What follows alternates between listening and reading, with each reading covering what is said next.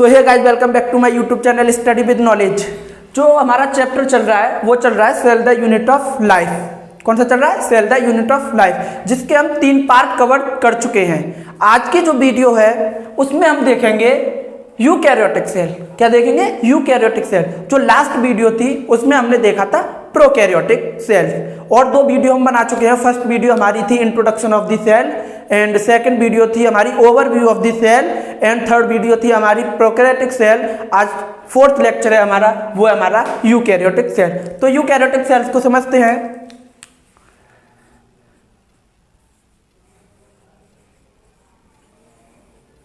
Eukaryotic cell, देखो last video में हमने बताया था प्रोकैरियोटिक सेल। प्रो यानी प्रिमिटिव, कैरियोटिक यानी कैरियन। कैरियन बोले तो न्यूक्लियस। ऐसे ही इसको भी 2 वर्ड में हम तोड़ सकते हैं, ब्रेक कर सकते हैं। यू यानी ट्रू, कैरियोटिक। कैरियोटिक कैरियोटिक यानी कैरियन। कैरियन यानी न्यूक्लियस।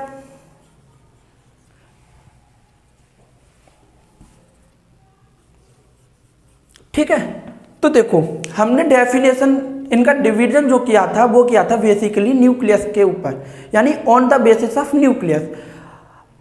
सेल के अंदर वेल डिफाइंड न्यूक्लियस प्रेजेंट है तो वो हमारा हो जाएगा यूकैरियोटिक सेल। अगर सेल के अंदर वेल डिफाइंड न्यूक्लियस प्रेजेंट नहीं है तो वो हो जाएगा हमारा प्रोकैरियोटिक सेल। तो देखो ट्रू यानी यूकैरियोटिक सेल के अंदर वेल डिफाइंड न्यूक्लियस प्रेजेंट होता है।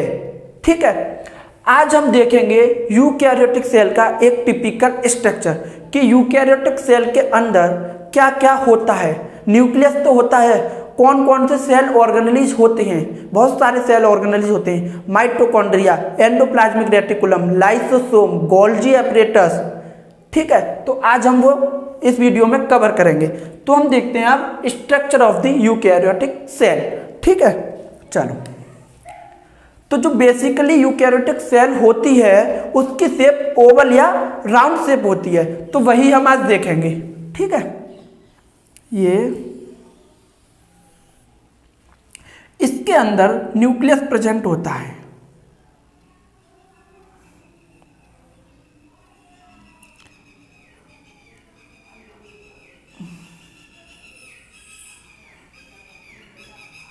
ये जो मैंने पोर बनाए हैं इनको हम न्यूक्लियर पोर बोलते हैं।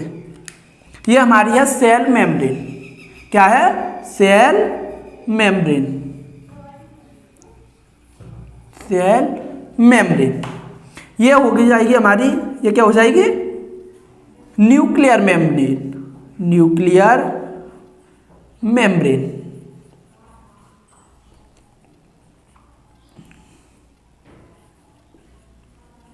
Nuclear membrane. ये जो हमने स्मॉल स्मॉल पोर बनाए हैं इनको बोलते हैं न्यूक्लियर पोर।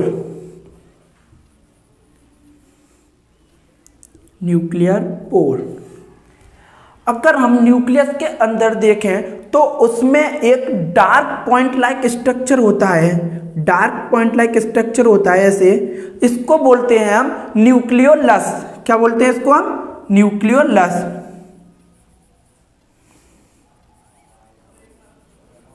न्यूक्लियोलस। ठीक है, क्या बोलते हैं? न्यूक्लियोलस।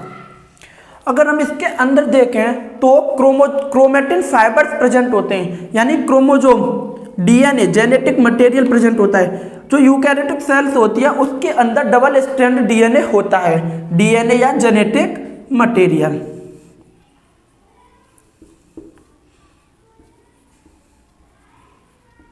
डीएनए या जेनेटिक मटेरियल। और इसके अंदर एक फ्लूइड बना होता है जिसे हम क्या बोलते हैं?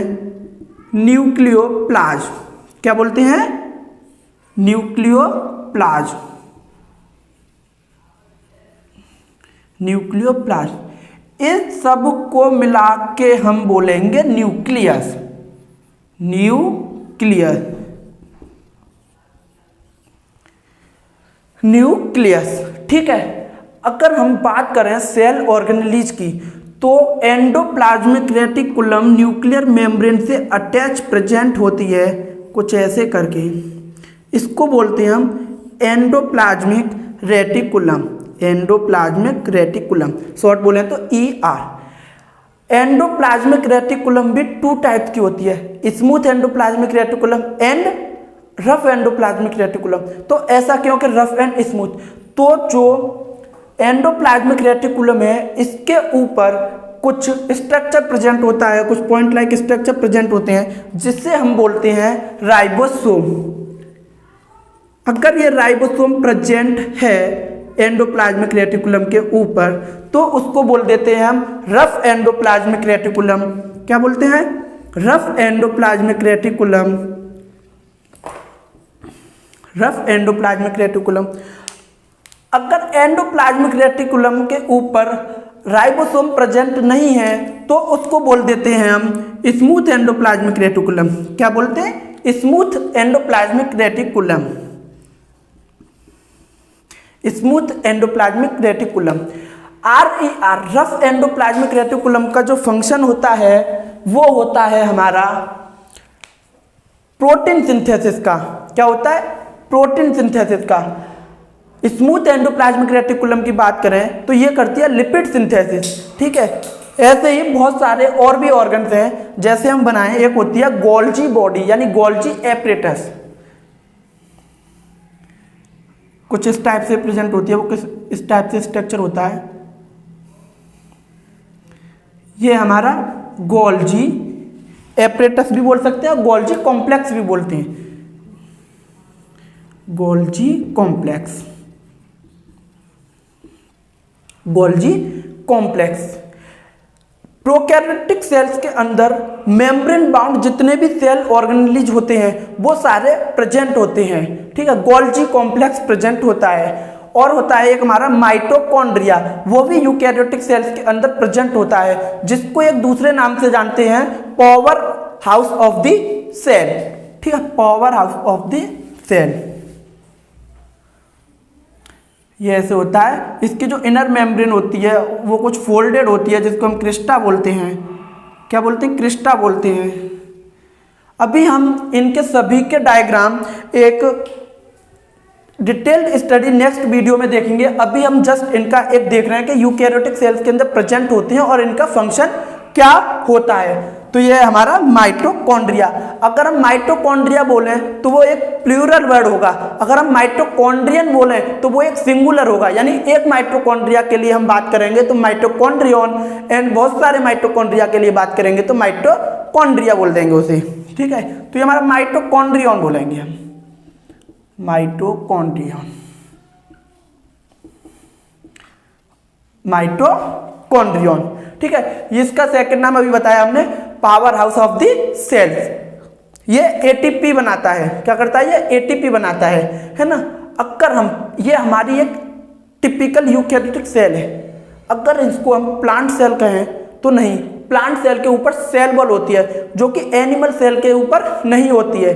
ठीक है, अब हम एक स्ट्रक्चर बनाएंगे इसमें, लाइसोसोम। एक बॉडी होती है लाइसोसोम, सोम जहां पर आएगा वहां एक बॉडी हो जाएगी, सोम मतलब बॉडी। तो lysosome, lysosome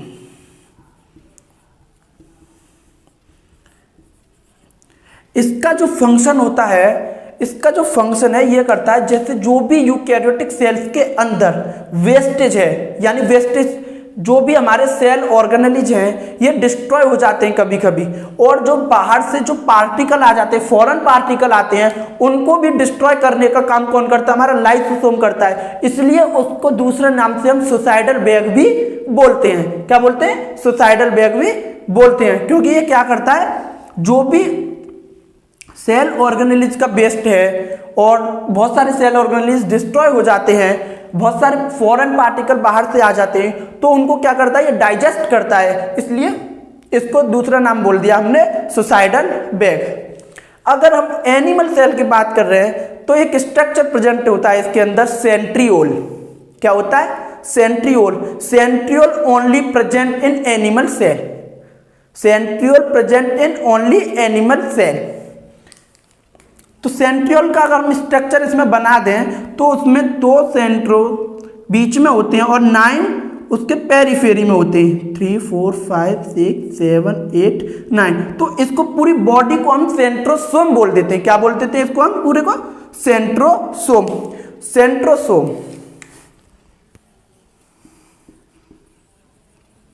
centrosome. Eukaryotic cell के अंदर क्लोरोप्लास्ट भी प्रेजेंट होता है, but only present in plant cell, क्योंकि एनिमल फोटोसिंथेसिस नहीं करते, इसलिए यूकैरियोटिक सेल्स के अंदर प्लांट सेल, एनिमल सेल के अंदर क्लोरोप्लास्ट नहीं होता है, बट प्लांट सेल के अंदर होता है। तो वो प्लांट सेल और एनिमल सेल का डिफरेंस हो जाएगा। ये हम दोनों के लिए कॉमन बना रहे हैं यूकैरियोटिक सेल का टिपिकल स्ट्रक्चर, ठीक है। इसके अंदर एक रॉड लाइक स्ट्रक्चर और पाए जाते हैं जिन्हें हम साइटोस्केलेटन बोलते हैं। रॉड लाइक स्ट्रक्चर पाए जाते हैं जिन्हें हम क्या बोलते हैं? साइटोस्केलेटन। साइटोस्केलेटन, साइटोस्केलेटन,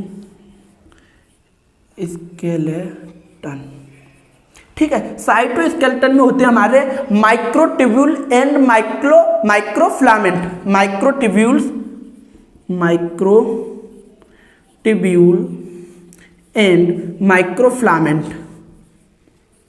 माइक्रोफ्लामेंट, जो माइक्रोट्यूब्यूल होते हैं वो एक ट्यूब लाइक स्ट्रक्चर होते हैं, यानी हॉलो होते हैं।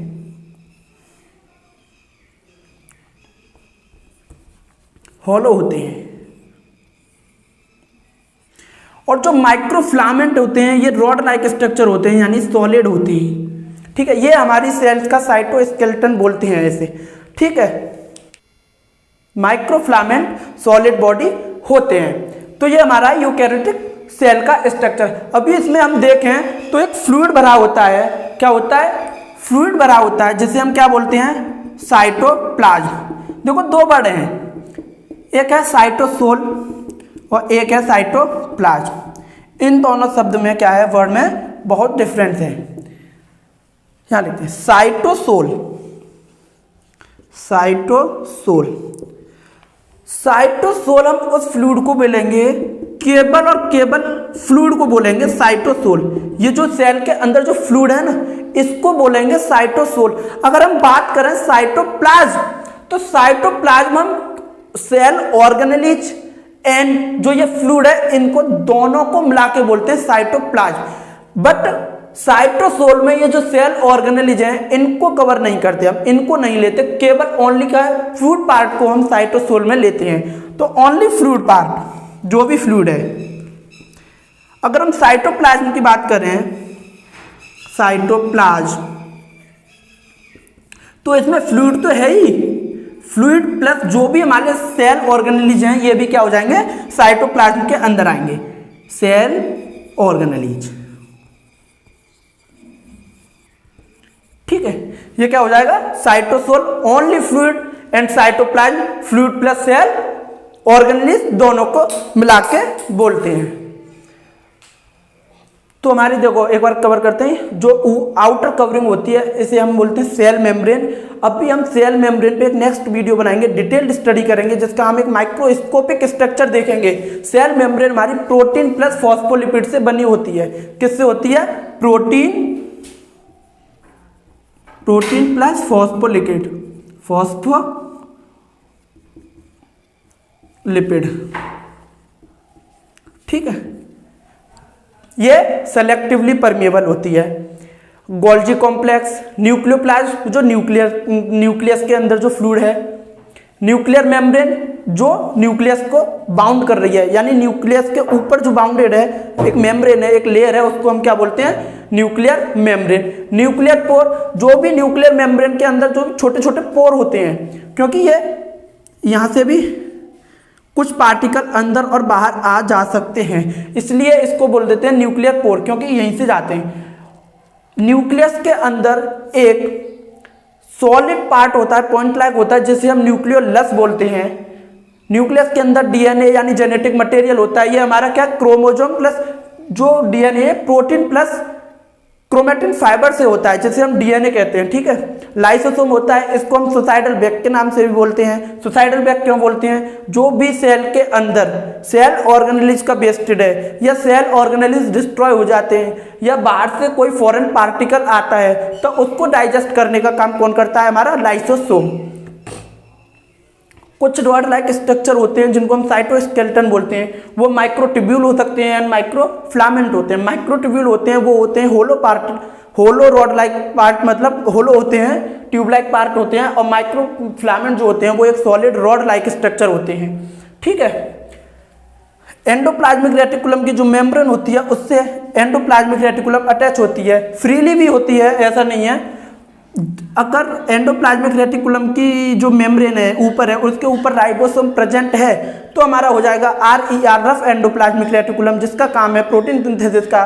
एंड जहां पर राइबोसोम प्रेजेंट नहीं है तो वो हो जाएगा हमारा स्मूथ एंडोप्लाज्मिक रेटिकुलम यानी SER, जिसका काम है लिपिड सिंथेसिस का, ठीक है। तो ये जो स्ट्रक्चर है ये है हमारा यूकैरियोटिक सेल का, टिपिकल यूकैरियोटिक सेल।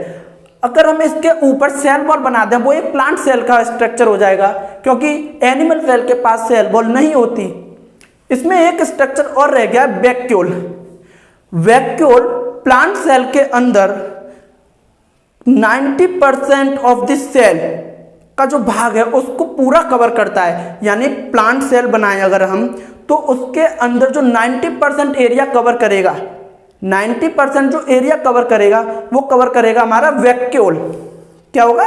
वैक्यूल, ठीक है। तो हम इसमें नहीं बना रहे हैं, वो प्लांट सेल का हो जाएगा। बट ये दोनों के लिए हमारे plant cell as well as animal cell यानी एक यूकैरियोटिक सेल का स्ट्रक्चर है। वो हम बाद में बात करेंगे कि प्लांट सेल में और एनिमल सेल में क्या डिफरेंस है, ठीक है।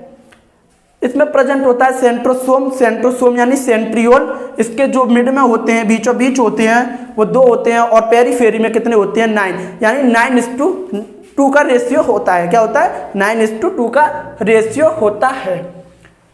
तो आज की जो वीडियो है हम उससे यहीं पर ख़त्म करते हैं। अगर वीडियो अच्छी लगी हो तो लाइक करें, कमेंट करें एंड शेयर जरूर करें, और ऐसी वीडियो देखने के लिए हमारे चैनल को सब्सक्राइब जरूर करें। Thank you.